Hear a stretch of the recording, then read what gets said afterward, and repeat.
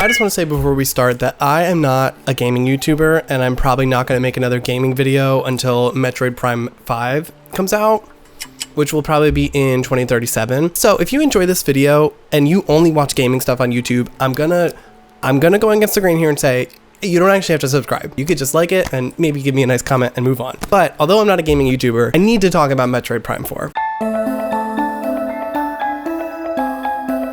Hello, my name is Antique. That's A-N-T-I-Q-U-E. I'm primarily a singer-songwriter, and my content is related to music and just like general stuff and, you know, me. Metroid actually was a big reason why I sort of fell in love with being pretentious and having good taste, is because when I was 11, I discovered Metroid Prime Trilogy on the Wii U and was like, oh my gosh, this is like the best game ever. And nobody knows about it. And something clicked in my brain that day, and I was like, oh my gosh, when I like things that other people don't know about, I'm really cool. And that really set the scene for a lot of the personality defects I have now, which have led me to become a singer-songwriter, because like who else does that, you know? So Metroid's really important to me. Metroid Prime is my favorite video game of all time, tied with Super Mario Galaxy. Those classics. My big reason I need to talk about this game on this YouTube channel, besides the fact that I love Metroid Prime and I fucking hated this game because it fucking sucks, was because I watched like 1 million videos about this game on YouTube, and none of them went hard enough. Or if they were just being kind of general, you know? Everybody talks about the desert sucks. Everybody talks about the side characters are annoying. Whatever. There's a lot more in this game that fucking sucks. But also, I feel like people are almost giving this game too much grace. I see almost every single video about Metroid Prime 4 includes some kind of thing about like, well, it's not a great Metroid game, but it's still a pretty good game. I actually don't think it is. I think it fucking sucked. I have no desire to ever play this game ever again. I didn't even finish it. I got to right before the final boss, and I just was like, you know what? I'm not spending an hour of my life on this boss. I don't care. I googled the ending, and you know what? The ending was fucking stupid, so I'm glad I didn't waste an hour of my life on Silox. But obviously, there's been a lot of stuff that's come out about the development of this game being kind of a shit show. I mean, duh. It took 10 years to come out, obviously. Things were not smooth sailing. Like that, they're not supposed to take 10 years to make a video game when you have $1 bazillion like Nintendo does. So obviously, you know, I think the developers kind of know the game is bad. That doesn't make the game not bad. And it doesn't mean that it's not a game that I waited literally my entire life for, which I did. So I still want to complain about it. Although, you know, if you develop this game and you're watching this and you're like, I know, I'm sorry, I tried, I know. Look, this isn't personal, okay? But the game does suck. Maybe it wasn't your fault, Mr. Junior Developer, but it was somebody's fault. Somebody fucked up. The doors are all different. Okay, this might sound stupid at first, so hear me out and come at this with an open mind. Okay, when you're out in the world and you're driving your car, you know that a stop sign is a red octagon that says stop on it. I think it's an octagon. When you are driving, you're not reading the word stop every time, and you're also not specifically looking for stop signs. They kind of just are there and they register in your vision because you know that a red octagon means stop. It's the same everywhere. It's the same in every city, in every state, in America. In the original Metroid Prime and in Metroid Prime 2, every door in the game looks the same, other than they have different colors to kind of signify different power-ups that you can use to open them, but they're all the same shape and style of door. So when you walk in a room, you can scan the room and see where the doors are. This is important because Metroid is broken up into a series of rooms. You know, some game, like Zelda games, are more open-ended. They're not specifically like room. Metroid is. Even when it's outside, it's still a room per se. And so it's really important for the style of the doors to be consistent, because a big point of the game is figuring out which room to go to next. It's not about figuring out what the door is. It's kind of, so Metroid Prime 4 and Metroid Prime 3 also did this, and I thought it was stupid in Prime 3 as well. Instead of having one consistent door style, have different doors for different areas of the game. And so the game is still broken up by rooms and doors, but in some area it's like these big like steel stupid things in the, I don't know, Volt Forge or whatever the fuck it's called, the electric bike area. And in some other areas they look different. I actually don't even remember what they look like. I know they all look different. Literally, even walking into Fury Green, some of the doors were different, right? Metroid Prime 3 did this too. On Noreen there were those circles, but then on Brio they're like these big like things with a little circle in the middle, kind of denoting it as a door. This to me would be like if when you went to New York City, the stop signs were purple triangles. they were purple triangles. And then when you went to Phoenix, Arizona, they were green squares, and they all said stop on them, so you knew they were all stop signs. But for whatever fucking reason, they were different arbitrary shapes, maybe to fit in better with the palm trees of Arizona, right? I understand from a realism standpoint, it doesn't make sense that the doors in the Arctic would look the same as the doors in the lava area or whatever the fuck. But it's a video game, okay? So it should, point of the game is to try to figure out where you're supposed to go next, but you should have your options clearly telegraphed to do so, because the point isn't figuring out like what is a door, it's more figuring out which door you can go in. So by making them all visually look the same, it makes it easier to understand the puzzle and what you're looking at, kind of outlines it better, because that's the point of the game. Obviously, the developers in Prime 1 understood this fundamentally, that the doors were all supposed to be consistent, because the point isn't trying to deduce what in the environment is a door, but it's more about understanding what doors you should go through, which doors you can go through, and understanding all of your options as soon as you walk in a room. It's really important for this kind of game, and I think they dropped the ball on this game. They all look fucking different. I know this sounds silly, but it really does impact the quality of life of the game. I think it's a downgrade. I thought it was a downgrade in Metroid Prime 3 early also, which I'm not saying this is game breaking, you know, that's not why the game sucks. This is the nitpicking video, so we're nitpicking in the nitpicking video. Fucking elevators.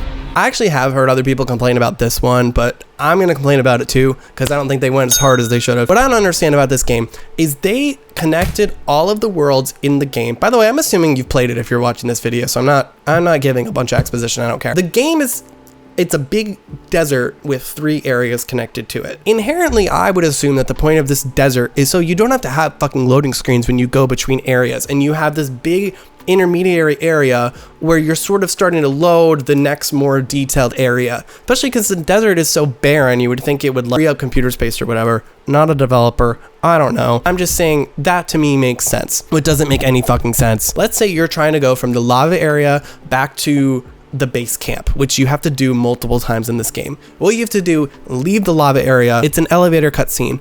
Then you have to wait for this like motorcycle thing. You put the motorcycle on the thing and you spin, which is just holding a button for 10 seconds. It like zooms away, another cutscene. Then you drive all the way across the desert, which is stupid and boring and not fun. Essentially a cutscene. You could do it with your fucking eyes closed. You get to forest area, which is where the home base is. I literally don't even remember what it's called. You go in the elevator. It's another fucking cutscene. You walk 5 feet.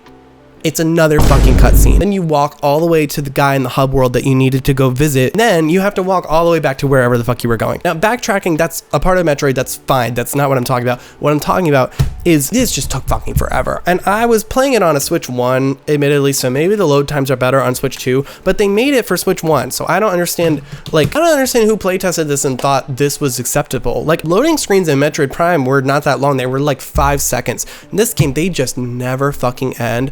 And not only do they never end, you just get hit back to back to back to back to back with loading screens. Like, it just never fucking ends. It's such a chore, especially because I normally, you know, I have a life. I kind of go out of my house a lot. I play video games in like 20-minute increments, so I don't play a lot of games. Like, I play a couple games a year, maybe. I can't believe I wasted one of them on this, honestly, and that I wasted $70 on this fucking piece of shit. There were multiple 20-minute play sessions where I didn't do anything.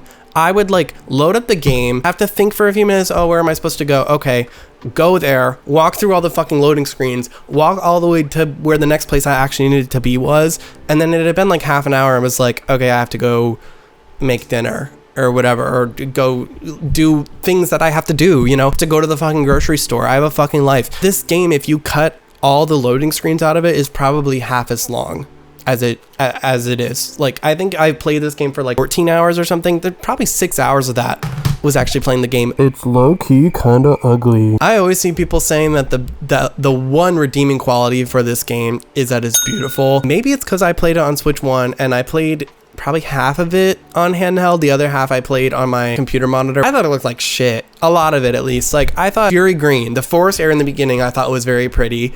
Although I did think it was kind of soupy looking. It didn't, like, I mean, I've seen people say it looks like Halo because the Halo environmental artist worked on it, so I guess that makes sense. But I did think the ice area was really beautiful. I thought there were, like, the intro scene when you're in that thing with all the mountains around you was really pretty. The thing where you're on the cliffs and the wind is blowing with the, like, windmill things, and, like, she kind of puts her hand up and there's snow. I thought that whole sequence was really beautiful. I thought a lot of the interior in the like laboratory was really pretty. I thought when you got down to the big generator, it was really pretty. The lava area was like fine. I thought the mines was butt fucking ugly.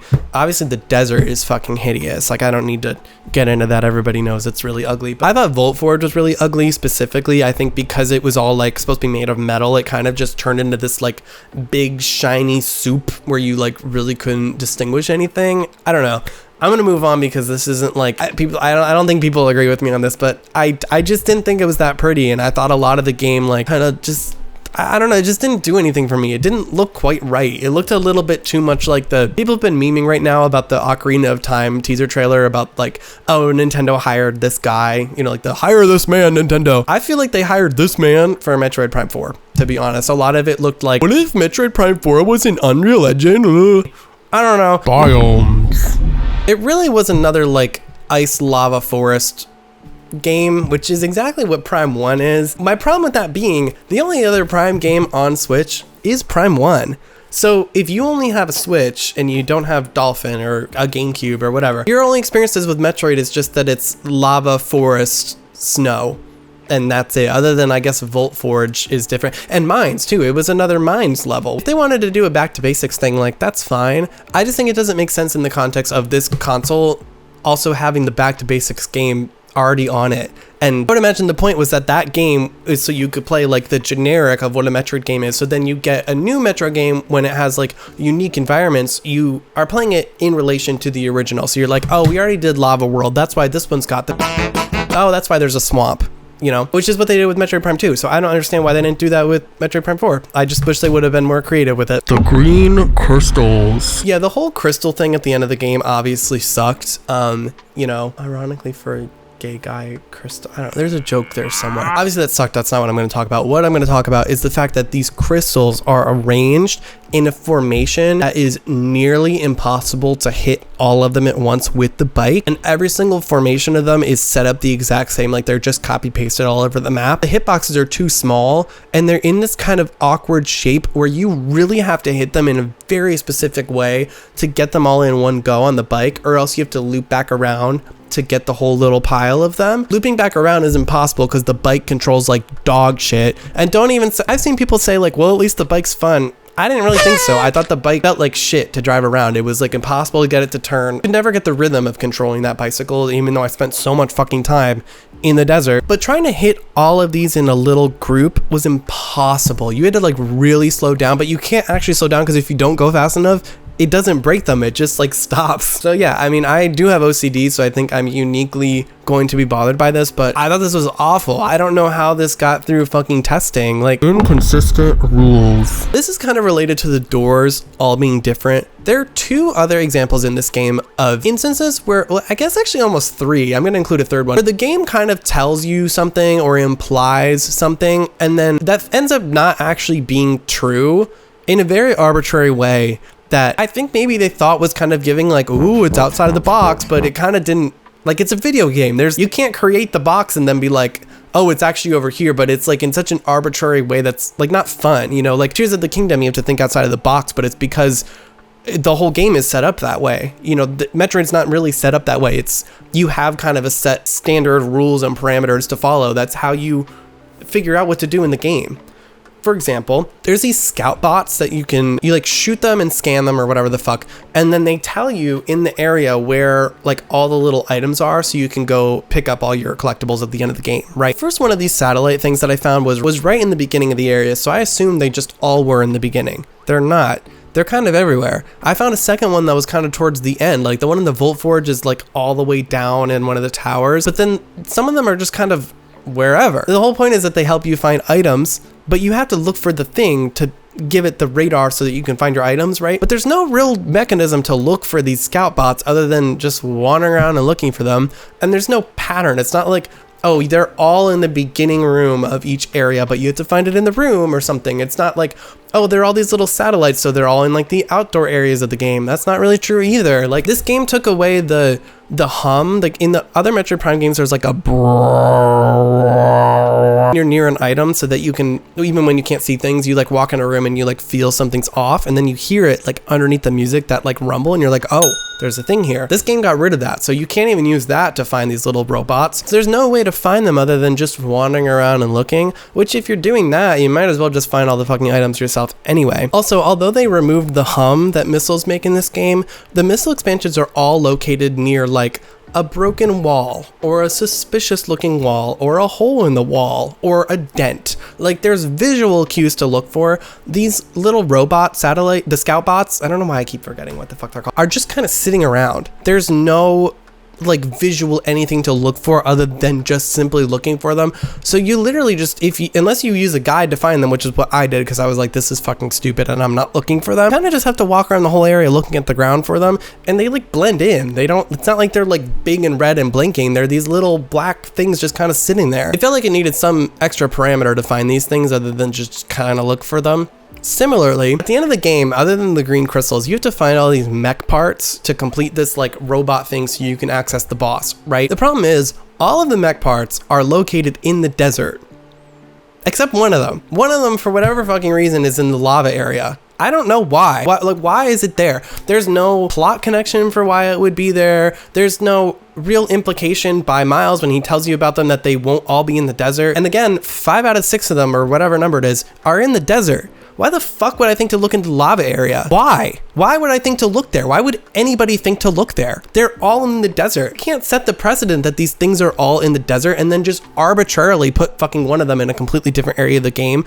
Why? You know, I think if there was maybe some like plot reasoning for why these things existed in the first place that made any fucking sense, maybe I would think, oh, maybe they're in other areas because blah blah, put them there or whatever. I don't even remember what the point of this robot was, but, and again, you could probably get away with these things if you make a better game, but the game fucking sucked and wasn't fun. So it wasn't fun to look for things. So it wasn't fun to look for things that were breaking the rules, and they weren't breaking the rules in like a fun way. Like, along with the green crystals, which are in the desert, all the end game items are in the desert, except for one of them. And you just kind of have to know that. Lightning round. Okay, I have a bunch of small little complaints that I want to run through really quick. Okay, one, I kept forgetting about the control beam, which is on me, but I think I would remember if it was more important. Like, the control beam is so environmentally specific, which obviously all items in the game are. You can only use the spider ball on the spider ball track, whatever. You know, you had to remember to use the control beam when there was like a thing that you couldn't reach but you needed to shoot, but like it was like around a corner or something.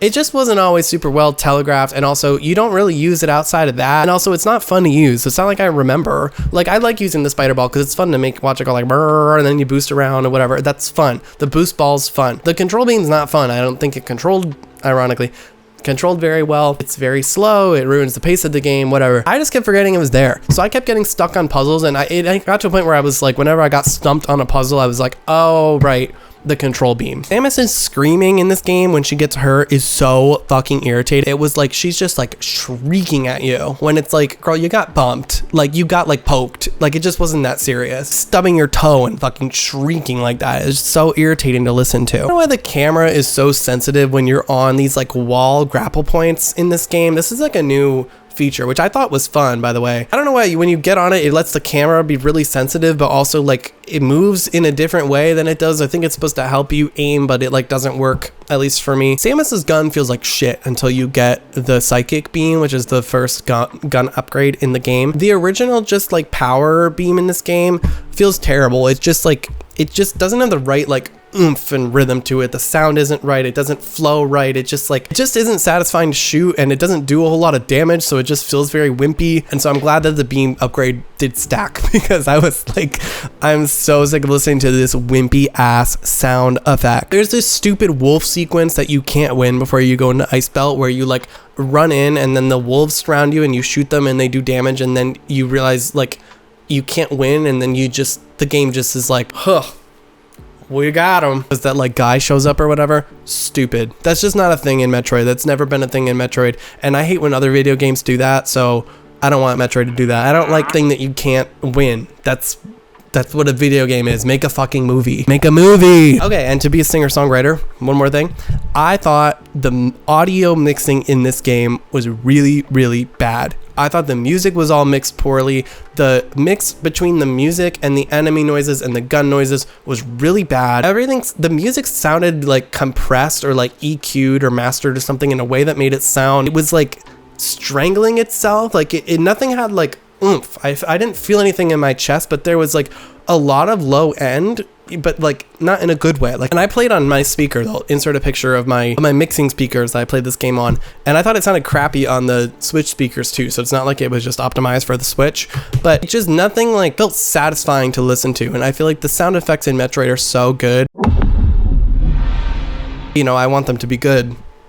Scanning in this game takes fucking forever. There's no point because everything you scan is stupid anyway, but other people have talked about that. But the speed of scanning, like picking an object and scanning it, genuinely, and I timed it, takes twice as long as it does in Metroid Prime. So you just like spend so much time in this game waiting for the little scanning bar to fill up just to read like, this box is a box. It's a crate that's a box that holds things in, and it's like nothing, it doesn't matter. None of it matters. And you can't tell what matters because there's no color scheme, and you can't even tell really what you're scanning half the time because after Metroid Prime 1, for some reason they decided it would be better to have the objects enveloped in like a silhouette instead of the little squares that you used in Metroid Prime, which are like, it's just so much worse. You turn the scan visor on, especially in this game, because everything is scannable even though nothing's important. At least in Prime 2, you know, they had the silhouettes around the boxes or whatever, but there were less things to scan, so it didn't just become mush when you turn the scan visor on. Stupid. But the game does well. I want to give them a little bit of credit where it's due. I thought the sections where you have the morph ball and it's like a slingshot thing that they used in like a couple different puzzles, I thought that was really fun. I hope they bring that back. I was very pleasantly surprised when that came up because I was like, oh my gosh, like a new thing in the game. Like, all the other new stuff in the game was stupid. The control beam was fucking dumb. Like all the other new additions in this game I didn't feel like were interesting. I thought the bike was stupid. That was really cool, and that felt like Metroid. You know, I felt like that was a very good addition. There was one room in Volt Forge where on my first way through I saw it and I could tell I needed a grapple beam, and I mentally was like, ooh, I should come back to that. And then later in the game I did. I thought that was good because that's what we call a Metroid game. And that's what the whole game was supposed to be. But no, you developed this and you're watching this, you did get it right one time in the whole game, so hats off, I guess. I really just needed to get this out of my system. This was very much like a vent for me, so I hope you found this interesting. I will be back with a new Metroid video in 2037 when they make the next one. My name is Antique. I make music. I just put out a song called Source Material, which you should go listen to. It's kind of like if the Metroid Prime soundtrack had like a gay guy singing over it. So if that sounds interesting to you, you should go give it a click, go give it a listen, and you should subscribe. Thanks so much. Have a good rest of your day.